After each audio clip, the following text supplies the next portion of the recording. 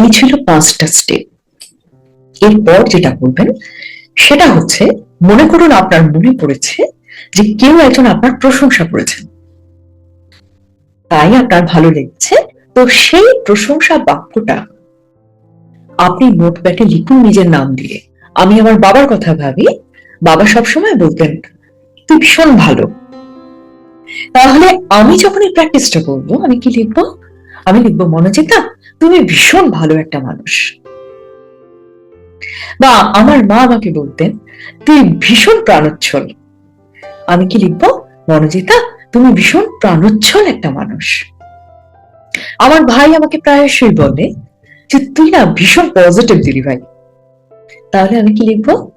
মনোজিতা তুমি ভীষণ পজিটিভ একটা মানুষ। বুঝতে পারছেন? তাহলে কি হলো, ওই 3টে বাক্য আমার সম্পর্কে আমি নোটবুকে লিখলাম, নিজের সম্পর্কে। এর সাথে সাথে আপনি আরো কিছু লিখতে পারেন, যেমন আই অ্যাম এনাফ,